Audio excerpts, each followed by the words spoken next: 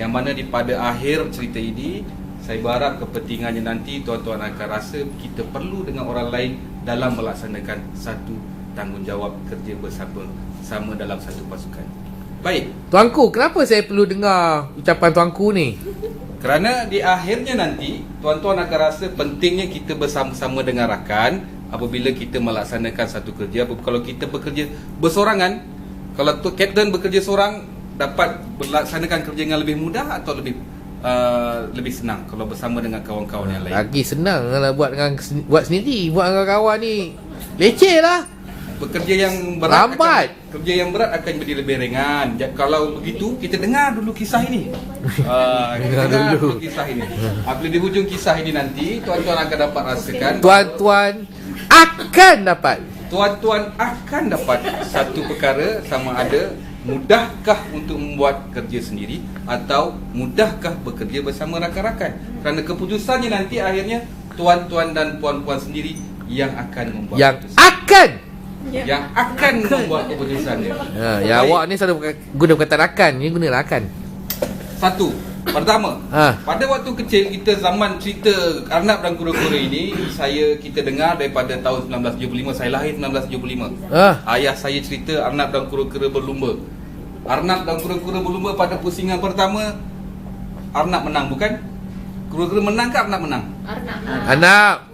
Kura-Kura Apa banyak-banyak pusingan ni? Pusingan pertama apabila Kura-Kura ajak Arnab, kan bukankah Arnab, Kura-Kura berlumba. Arnab tidur di bawah pokok.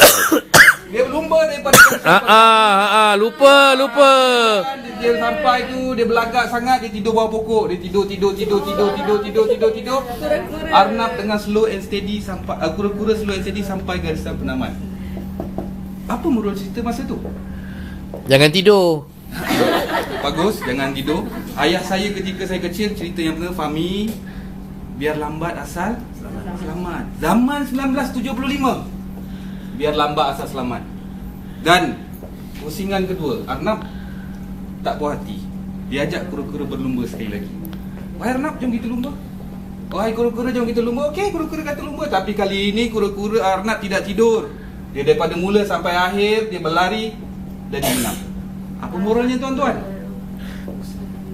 Siapa yang cepat, dia akan dapat. Dia akan ke hadapan. Siapa yang lambat, dia ketinggalan. Pada waktu itu mungkinlah 90-an 80-an diperkenalkan zaman IT. Siapa guna IT, guna Apple, guna yang lebih pantas akan meninggalkan yang lain. Kalau zaman tu yang dinosaur yang tak tahu guna IT akan tertinggal. Dan Gen Y, Gen Z yang guna IT berada di hadapan.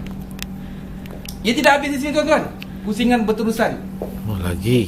Pusingan ketiga. Kali ini Kura-Kura ajak Arnab berlumba.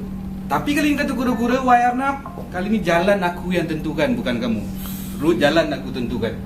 Maka rut jalan tu di tengah-tengahnya ada sungai, tuan-tuan, ada sungai. Bila berlumba, Arnab pun kata okey kita lari. Arnab pun lari, laju sampai di sungai. Dia tak pandai berenang. Dia duduk di tepi. Kura-Kura berjalan perlahan-lahan sampai tepi sungai. Dengan selambanya renang kuat lentang belakang. Dia sampai ke sebelah ni dan jalan susul sampai ke garisan penamat. Apa moralnya tuan-tuan? Strategi.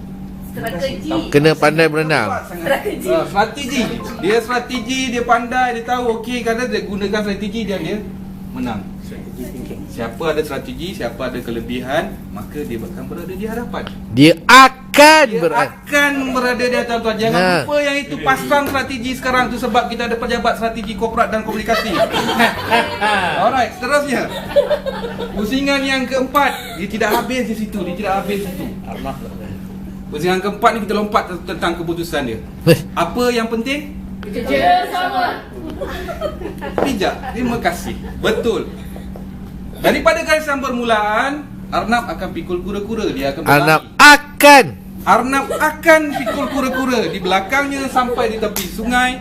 Dan sampai di tepi sungai, Kura-Kura bawa Arnab di belakang sampai di seberang. Kemudian Arnab dokong Kura-Kura sampai ke garisan penamat. Mereka sama-sama bekerjasama dan berjaya.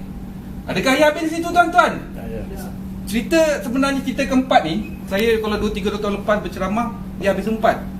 Rupa-rupanya dia ada sampai 5. Yang 5 ni apa yang berlaku dekat sungai ni? Betul. Siapa dapat tahu, tuan bagi coklat. Kapten dia akan bagi coklat. Apa yang berlaku kat sungai? Kura-kura kahwin arnab. Kura-kura kahwin arnab, dia punya keturunan. Apa yang berlaku dekat sungai? Terima kasih, dia berada jambatan. Makanya ada inovasi. Itu sebab kita punya pejabat pendaftar memperkenalkan hari inovasi dan memperkenalkan idea. Siapa idea ada inovasi, sila masukkan. Dan di situlah ada jambatan. Dan mereka daripada mula sampai akhir tak perlu berenang, terus sampai ke garisan penamat. Jadi tuan-tuan, Tapi siapa buat jabatan? mereka lah buat jabatan bersama-sama dan kemudian mereka bermula daripada mula sampai akhir. Kalau buat jabatan, lama kalau nak buat jabatan. Perlawanan itu ditangguhkan ke tahun hadapan kerana tahun itu mereka buat jambatan. Jadi jambatan itu mempercepatkan mereka sampai ke garisan penamat.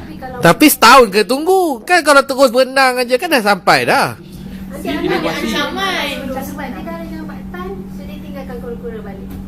Oh tu kemungkinan tu mungkin akan berlaku. Tapi mereka sudah bersahabat dan yang keempat, Ikan belakang. Ikan belakang. mereka sudah bersahabat. Jadi tuan-tuan, akhirnya Dia sibuk buat sekiranya- jambatan, orang lain dah pergi tempat lain dah. ya, kalau buat jambatan tu ada orang lain dah sampai ke depan dia, kalau naik kapal terbang pun, kalau ada jual tiket di sini pun mereka lebih Laju, cepat laju, perlahan.